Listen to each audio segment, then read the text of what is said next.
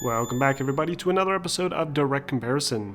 In today's episode, we're going to be taking another look at Far Cry 5, and we'll be comparing a few pre-release videos of the game to the final retail version.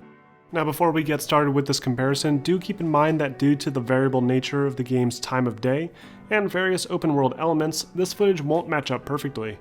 But I tried to the best of my abilities to get the elements to line up the same so that we can make some rough observations and determine what compromises, if any, Ubisoft had to make for the final release. So to start this video off, we're going to be looking at the Fall's End demo originally shown at E3 last year. In this demo, we're shown the player approaching a town occupied by the Eden's Gate cult, and various AI commands are shown off to demonstrate the new focus on the game's gun-for-hire system. As you can probably already tell, the contrast is completely blown out in the initial reveal of this game, making the game look far more colorful than it actually looks. The bloom effects are incredibly bright, and you'll see a lot of that, especially on the side of the water tower and on top of the bus on the street below. Now, this doesn't seem like it would be something that could seriously tax the hardware, so I'm guessing Ubisoft adjusted the lighting later to give it a more natural feel. That was until I saw all of the changes to the props and objects in the game world. Now, based on the footage shown here, the tractor setup in the opening shot is a static object and was never a drivable vehicle. The dead civilian and bullet holes on the side of the vehicle make me think this tractor was a permanent prop placed in the area to help build the atmosphere. But these objects are entirely absent from the final version of the game. If we take a closer look, we can also see some different textures for various parts of the tractor and a more complex shader. You'll also notice that the wall of hay bales has also been removed. Next, you'll notice the open gate was removed, being replaced with an extension to the fence, which seems odd considering the dirt path still leads to the fence itself. Now, the shed on the right appears to be mostly the same, and most of the larger objects like bushes and trees also look pretty much identical. But take a closer look at the groundwork here. The original E3 presentation did feature a bit more detail, with more tessellation on the ground environment. But the final version looks closer to a standard ground texture. Again, keep in mind that the time of day isn't exact and the variable cloud coverage can also affect the lighting effects, so try not to get too hung up on those details. Now, I was going to compare the textures, but due to the compression in the video from E3, I think it'd be a pretty unfair comparison. But overall, I'd say the retail version holds up pretty nicely and is comparable to what they originally showed us. So once the player peeks over the edge of this cliff into the town, we immediately start to notice some differences in how the area is laid out. First off, the pile of burning debris has been removed, likely to help lessen the impact on performance. The vehicle, which appears to have a cult member reciting Bible verses in the back, has been removed from this area, and the hostages taking a beating from the baseball bat are not located in front of the church, but instead moved down towards the intersection to the left. The area looks significantly more empty in the final version, and more spread out, so it's unclear if this was done for the sake of making the area more interesting from a gameplay perspective, or if it was done to help minimize some performance issues. Next, the E3 demo showcases the AI companion commands by ordering a friendly sniper to take a position in the nearby water tower. And while this is still possible in the final version of the game, it's incredibly buggy.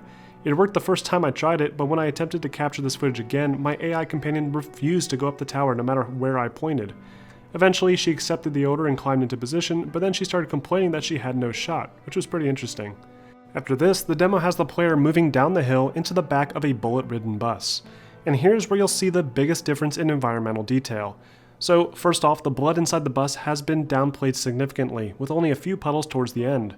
The bodies are roughly in the same place, but the bus itself doesn't really feel like it was just attacked like we're meant to believe. A lot of the smaller objects have been removed, like bottles and even some of the graffiti, and the lighting, while again not identical because of the time of day, does appear to be a lower quality in the final version of the game.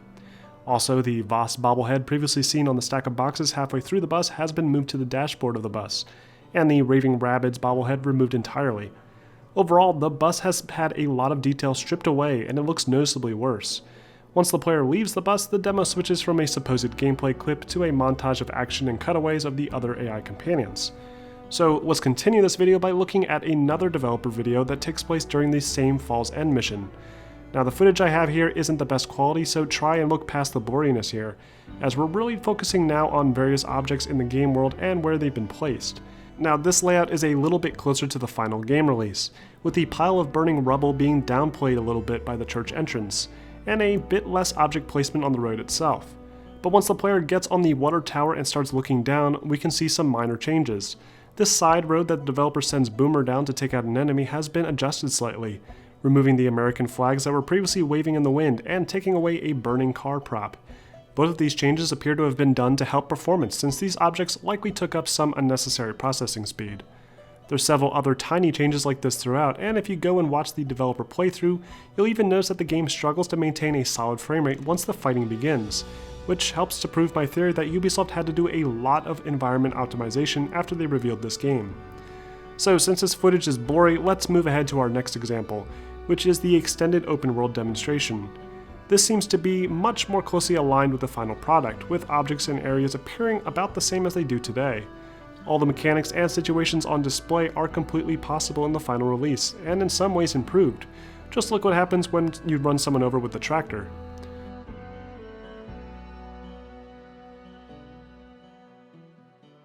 The area with the fishing rod has seen some changes too, with a merchant appearing near the fishing spot, allowing you to buy weapons and other items.